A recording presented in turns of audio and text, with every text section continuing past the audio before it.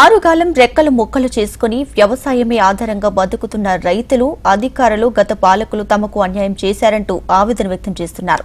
భూమిని నమ్ముకున్న 4 గ్రామాల రైతులకు ఆ భూముల్లో సారం తగ్గి విషతుల్యం అవుతుండటంతో ఆవేదన చెందుతున్నారు.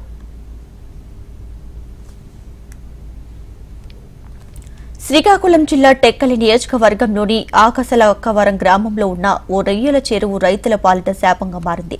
గత ప్రభుత్వ ప్రజా ప్రతినిధుల ఏర్పాటు చేసి సాగు చేస్తున్న అక్రమ రొయ్యల చెరువుల కారణంగా వ్యవసాయ భూమి విషతుల్యంగా మారింది. సంతబొమ్మలి మండలంలో హనుమంత నాయుడుపేట, టెంకపేట, చిన్న కేశనాయుడుపేట, సీరపువానిపేట గ్రామాల్లోని దాదాపు 10,000 ఎకరాలు ఈ చెరువు కింద ఉన్నాయి. ఇందులో సుమారు 50 ఎకరాల వరకు ఉప్పునీటి ప్రభావంతో సారం లేకుండా పోయాయి. 5 ఏళ్లుగా పంటలు పండక రైతులు తీవ్ర ఇబ్బందులు పడుతున్నారు. సుమారు 50 మంది రైతులు ఈ రొయ్యల చెరువు వల్ల పంటలు పండక నష్టాలు ఎదుర్కొంటున్నారు.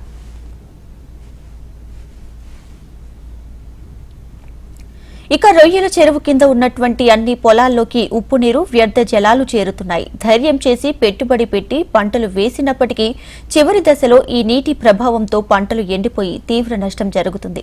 ఈ నేపథ్యంలో పలుమార్లు గత ప్రభుత్వ హయాంలో అధికారులకు ఫిర్యాదులు కూడా చేశారు. అయినా ఎవరూ స్పందించలేదని ఆవేదన వ్యక్తం చేస్తున్నారు రైతులు.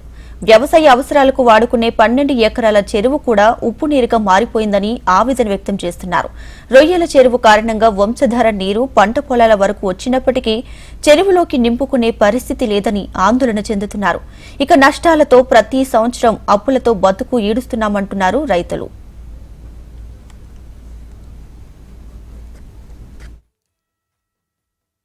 మూడు ఎకరాల స్థలంలో కనీసం ప్రతి సంవత్సరము ఈ సాల్ట్ వాటర్ వచ్చి రేల్ చెరువు వాటర్ వచ్చి ఆ పొలాన్ని పడుతుంటే ప్రతి సంవత్సరము పంట పోతుంది.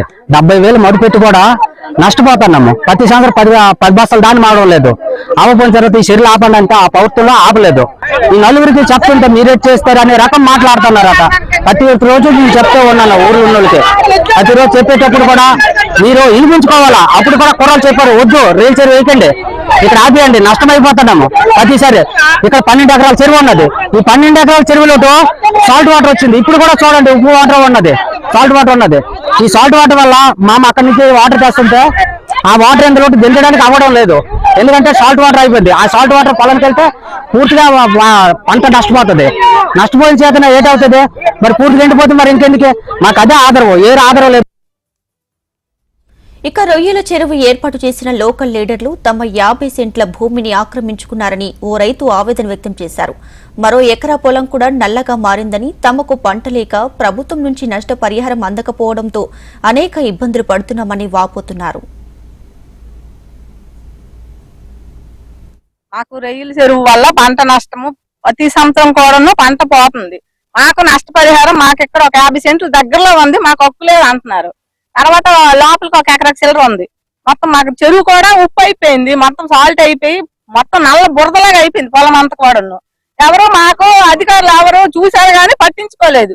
ఇలా రైతులకు కొంత నష్టపరిహారమైన ఇద్దామంటే ఈ మరకలో కొంతమందికి ఇచ్చారు, మిగతా వాళ్ళకి ఇవ్వలేదు.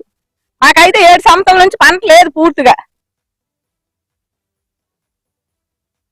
ఇక్కడ సాల్ట్ మొత్తం సాల్ట్ అయిపోవడం వల్ల 30 ఎకరాల చిల్లర వ్యవసాయం నష్టపోతున్నారు రైతులు. ఈ సాల్ట్ వల్ల ఏమొచ్చి మా బోర్లు కూడా పూర్తిగా సాల్ట్ తాగే నీరు బోర్లు కూడా పూర్తిగా సాల్ట్ అయిపోతున్నాయి. ఆ నెక్స్ట్ అగ్రికల్చర్ చెరువు 12 ఎకరాలు కూడా పూర్తిగా నాశనం అయిపోయింది. ఇక్కడ రైతులు తీవ్ర ఇబ్బంది పడుతున్నారు. పొలాలు కూడా 5 సంవత్సరాల నుంచి ఒక గింజ కూడా మాకు ఎవరికి పండడం లేదు. ఇక్కడ అక్రమ రొయ్యల సాగు చేస్తున్న స్థానిక జెడ్పీటీసీ పాల వసంతరెడ్డి, సర్పంచ్ పాల మహేశ్వరరెడ్డిలపై పలుమార్లు అధికారులకు లిఖిత పూర్వకంగా ఫిర్యాదు చేశారు గ్రామస్తులు. 5 ఏళ్లుగా రొయ్యల చెరువుపై పోరాటం చేస్తున్నారు. అయినా పట్టించుకునే నాదుడే లేకపోయాడు. మంత్రి అచ్చెన్నాయుడు దృష్టికి కూడా వెళ్లకుండా పకడ్బందీగా అధికారులు అక్రమార్కులకు అడ్డగా ఉంటున్నారని రైతులు ఆరోపిస్తున్నారు. అధికారులందరికీ మేము చెప్పడం జరిగింది, జిల్లా కలెక్టర్ గారితో సహా చెప్పడం జరిగింది. కానీ దీని మీద ఎటువంటి చర్యలు తీసుకోలేదు. వీళ్ళకు ఉన్నది ఎకరా 10 సెంట్లు, ఎకరా 20 సెంట్లు అయితే సుమారుగా ఒక 10 ఎకరాలు ఆక్రమించుకొని రొయ్యల చెరువులు నిర్మించుకొని వీళ్ళ అధికార బలంతో వీళ్ళు రొయ్యల చెరువులు పండించుకొని ఇచ్చేసుకుంటున్నారు. ఎవరు అడిగినా సరే దానిపైన మీరు ఎక్కడ ఏది చేసుకుంటారు చేసుకోండి అనే విధంగా మాట్లాడారు. రోజు రోజుకి జరిగే కొద్దీ ఇంకా రొయ్యల చెరువుల వల్ల పొలాలు పాడైపోయాయి. ఇప్పుడు 12 ఎకరాల చెరువు మాది వంశధార కాలువ వచ్చిన చెరువు కూడాను దానిలోకి నీరు వదులుకోలేని పరిస్థితి.